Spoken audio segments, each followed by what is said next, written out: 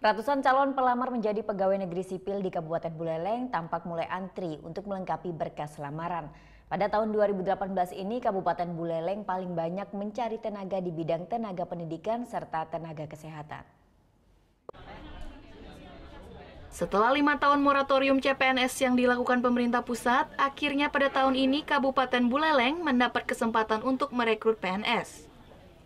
Ratusan pelamar CPNS di Kabupaten Buleleng pun tampak mulai antri melengkapi persyaratan untuk mendaftarkan diri menjadi abdi negara. Salah satunya di Universitas Pendidikan Ganesha ini. Sejak pagi, ratusan alumnus rela antre untuk melegalisir sejumlah berkas, baik ijazah maupun persyaratan lainnya. Salah satu peserta calon pelamar CPNS di Kabupaten Buleleng mengatakan bahwa meskipun belum dibuka pendaftaran penerimaan CPNS, sejak 2 hari lalu dirinya sudah mulai mengurus berbagai berkas yang diperlukan. Seperti salah satunya melegalisir ijazah serta mencari surat keterangan baik di kepolisian. 7 pagi. Mau ngapain itu? Mau legalisir. Ini antrinya udah lama tuh? Udah dari tadi. Adik mau persiapan nyari apa? Persiapan untuk nyari pekerjaan untuk CPNS. CPNS. Kenapa milih CPNS? Ya di sana banyak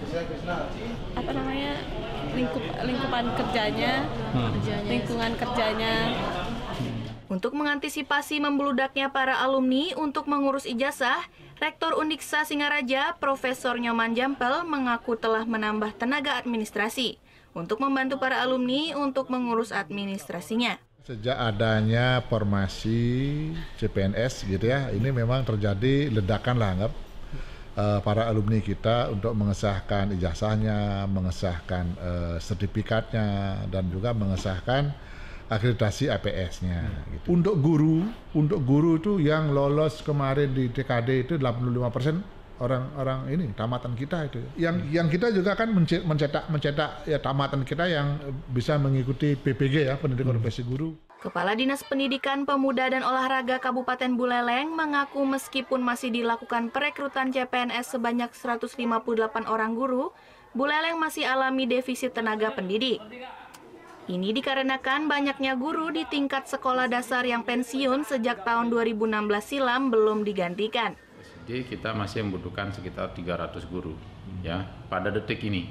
Nah, tetapi kita ketahui bahwa setiap tahun Buleleng menghadapi guru pensiun. Tahun 2016 kita pensiun 117, kemudian tahun 2017 pensiun kurang lebih 178, tahun 2018 pensiunnya sekitar 238. Jadi ini juga akan, kalau tidak ada penutup dari pegawai negeri sipil, maka satu-satunya jalan ya guru kontrak. Kalau APBD tidak mampu, maka ya mencari guru abdi. Tak hanya tenaga pendidik, Buleleng pun mendapatkan jatah sebanyak 140 orang tenaga kesehatan seperti dokter dan perawat, dan sebanyak 67 orang tenaga teknis di bidang infrastruktur. Dan pendaftaran CPNS di wilayah Bali pun baru akan dibuka mulai tanggal 19 September 2018 ini. Putu Wijana melaporkan untuk NET.